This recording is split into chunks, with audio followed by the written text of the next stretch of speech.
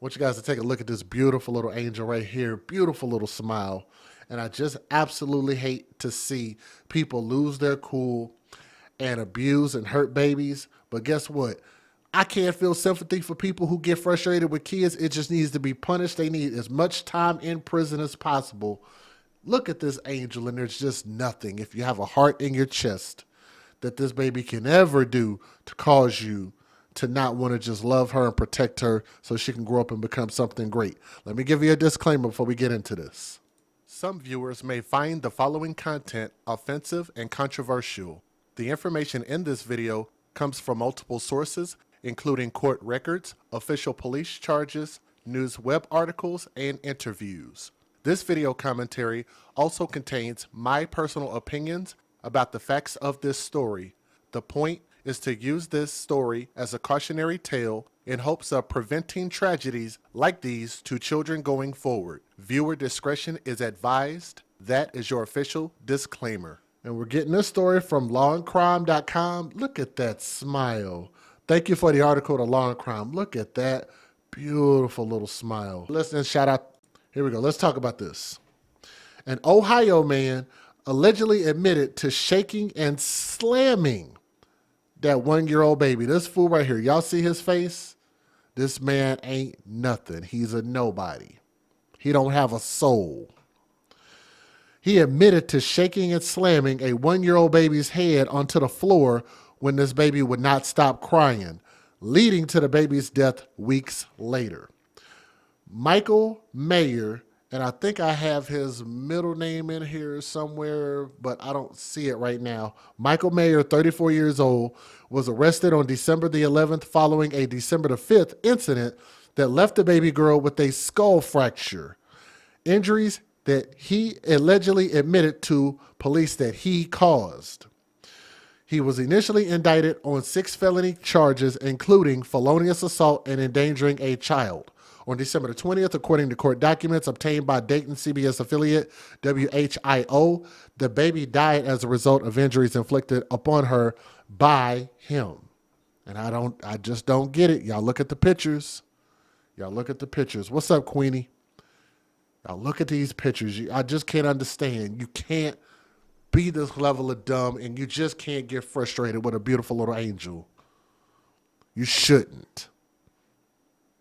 You shouldn't be a parent. You shouldn't be around kids. Should not be around kids. The alleged assault on the baby happened at 3:12 p.m. on December the 5th when Mayer's wife, who provides babysitting services in the Dayton area, was reportedly watching the little girl. The babysitter, thinking the baby was napping, reportedly noticed that she was not breathing but unresponsive. Oh, that she was breathing, but she was unresponsive. That's a little bit weird. Now, according to Piqua, or is it Piqua? Is it Piqua? Piqua? It's either Piqua or Piqua. Police reports, she told dispatchers that the toddler was pale, had bruises on her head, and she was unsure of where they came from. The girl was taken to Dayton Children's Hospital, where she was diagnosed with a fracture on the back of her skull, a subdural hematoma, and additional complex injuries that were caused by a massive impact. While the babysitter was taking other children to school on the morning of December the 5th, she allegedly left the toddler in the care of Mayer. When she returned, she had apparently said that she put the little girl down for a nap on the bedroom floor. Police reportedly said. But by 3 p.m., after checking on her multiple times, the babysitter noticed that the toddler had not woken up. And at that point, she called 911. Now, because he had been alone with the toddler, police started looking at Mayer and determined, along with prosecutors, that he should be charged with assaulting the girl. Now, according, he said Piqua. Okay, thank you. Okay, thank you. Thank you for helping me pronounce that properly. Now, according to the report, Mayer allegedly told police that he shook her and she cried louder. He began to slam her on the floor of the bedroom, just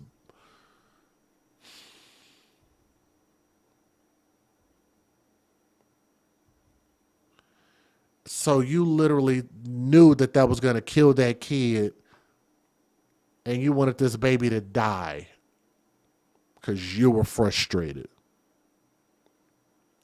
He stated this was not done on the blankets, and he did it several times until she stopped crying.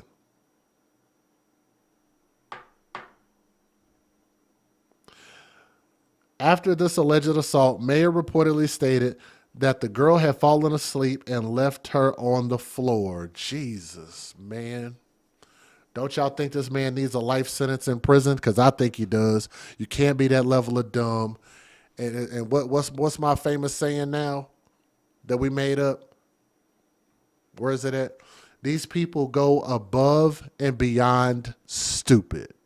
Above and beyond stupid to do this little angel like that. Mayer was taken into custody on December the 11th and is being held on a $1 million bond. Additional charges against him have not been filed since the documents filed on December the 20th that noted the baby's death. Now, according to court records, Mayer's next court date is a bond modification hearing on January the 2nd. I just don't think that you can give people like this a chance at life in society ever again. Let me give you guys the fair usage, and then we'll take a listen at the one news video that I can find. Federal law allows citizens to reproduce, distribute, or exhibit portions of copyrighted motion pictures, videotapes, or video discs under certain circumstances without the authorization of the copyright holder. This is called fair use and is allowed for purposes of criticism, news reporting, teaching, and parody, which doesn't infringe of copyright under 17 U.S.C. 107. I just don't get in what world do you think that makes any damn sense at all. Nonetheless, y'all do me a favor and hit that thumbs up. Maybe some of you guys can kind of give me some insight, but leave a comment in the comment section. Here we go. I got one single news video. Here we go. Vivian's mother dropped her off at a babysitter's house last month in Piqua, Ohio, and later that afternoon, Vivian was rushed to the hospital. The police incident report paints a terribly sad picture of what went on inside the house that morning. Vivian Gardner's babysitter told police that she left to take her children to school around 10 a.m. and left Vivian and 3 other children she babysits at home with Michael Mayer, her significant other. The woman and Vivian's names are redacted from the incident report. The report says, so with her significant other, boyfriend. When she returned home, Michael told her Vivian was tired, so he put her down for a nap in their bedroom on the floor. The woman stated she checked on her and found her on the floor and she appeared to be asleep.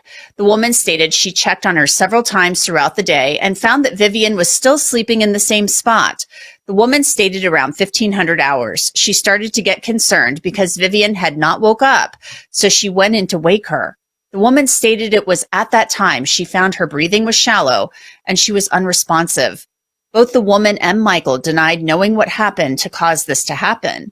The woman was able to provide video from her NetView camera in the living room that showed Michael picking Vivian up at 10:30 hours and walking her to the back bedroom. In the video, Vivian was sitting up and crying. The back bedroom was not on video. Vivian had bruising on her forehead and was rushed to the hospital. Doctors determined she had suffered a skull fracture and other head injuries. A detective wrote that the injuries would have left Vivian unconscious. Michael Mayer was quoted as telling a police officer at the scene that Vivian may have hit her head on the dresser in the bedroom. He also suggested that the children can be rambunctious and he didn't know whether one of the other children had hit Vivian in the head. And there was video, remember, from the home. Officers started looking through that video and talking with Mayer's significant other, Vivian's babysitter. The report says about Vivian, while sitting on the floor, she continued to have her arm up, her hand blocking her face. I asked about this, and the woman stated this was normal for Vivian, and she does that when she is hiding from Michael. She stated at the beginning of her watching Vivian, she got along with Michael. The woman stated something happened several months ago, and now every time Michael comes into the room and she hears his voice, she tries to hide her face. Michael stated in September he stopped trimming his beard, and it was around this time frame she began acting differently around him. The woman stated she got a text message from someone over Thanksgiving saying, "Let Mike know Vivian does not like her dad's family as well." She stated it was like a running joke with them because they did not know what changed. Police said they determined that Michael Mayer was the last person with Vivian that morning, so they went to arrest him. They read him his rights, and they said he eventually confessed to hurting Vivian. The detective wrote, after talking with Michael for some time, he admitted to injuring Vivian. Michael stated he took her to the bedroom to lay down for a nap. He stated when he sat her down, she would not stop crying. Michael stated he walked over to where Vivian was and picked her up while he was on his knees. He stated he shook her, and when she cried louder, he began to slam her on the floor of the bedroom. He stated this was not done on the blankets, and he did this several times until she stopped crying. Michael stated he thought she fell asleep, so he put her down and walked away. At this time, Michael was crying and began saying he did not deserve to live. Detectives said that Mayer made the admissions after first claiming he didn't hurt Vivian, but telling detectives that he took responsibility for her injuries. The incident report goes on to say, once Michael confessed, he began talking about how he did not deserve to live anymore and how I should just let Vivian's parents into the room to beat him to death. Michael went on to say the reason he didn't come forward with what he did was because he was afraid his wife would get into trouble. I asked him if he told her what he did, and he stated no. Michael stated she had no idea what he had done and never told her afterwards. Now, earlier I told you there were cameras in the home. Michael Mayer's wife, the babysitter, wrote an email to police after watching one of them. The report quotes the email as saying, "Hi, sorry this is delayed. It took me a while to stomach the nerve to listen to this again. You hear in the beginning a loud crash, which I am unable to determine if it was him or the kids playing, but right after you can hear Vivian screaming in the background. I never watched the entire footage before, just of him walking down the hallway. I watched more Friday evening, which is when I told Weber I wanted him to do this. After he comes out of the room, he is speaking to the kids, and I can hear the distress in his voice and him wandering around the living room, fidgeting with things. You can tell he was nervous, and he was not like that when I got home. I never suspected anything was wrong with Vivian." Michael Mayer was booked into the Miami County Jail on charges of felonious assault and endangering children. From there, police said he called his mom and confessed again. The police report quotes Mayer as saying, "I'm guilty of hurting that baby. I threw her across the room, like onto the floor, and hurt her. I didn't know she was hurt. I thought she was asleep, but I hurt her and I did it. The babysitter wasn't even home, so I just want you to know the truth." The report says Mayer went on to tell his mother, "My temper got the best of me. I should have never even been there watching these kids, but I was just trying to help her out. They wouldn't stop crying, and I took her into the other room. After several minutes, I picked her up and kind of slammed her down and was like, 'Go to sleep.' And I walked out of the room, and when I came back in, she appeared to be sleeping. She looked like she was breathing. I didn't know she was hurt. I just want you to know, don't give the babysitter any grief, like I'm being coerced into saying anything, because I'm not." Vivian Gardner passed away on December 19th as her mother held her. Her obituary says her family called her Razzle Dazzle. They remembered her for her smile, her love of chocolate donuts and steak, and movies like Finding Nemo. Michael Mayer was charged earlier this week with 3 counts of murder. I reached out to his lawyers. At the time of this recording, they have not yet responded. Look, man.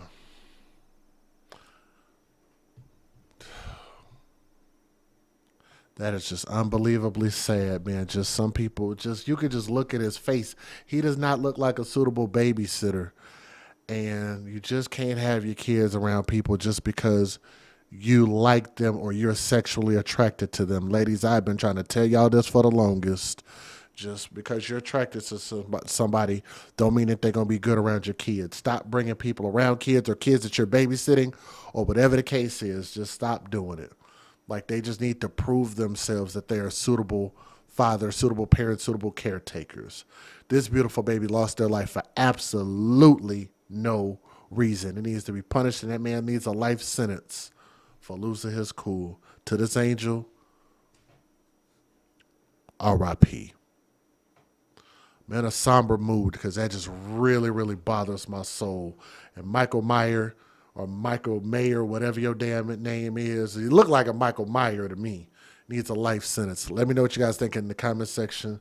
We lost this beautiful angel. Could have grown up to become anything.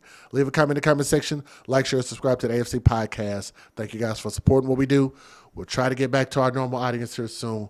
But make sure you guys share these videos, please, and make them go viral for this baby's sake. Let's not let her death go in vain. Thank you.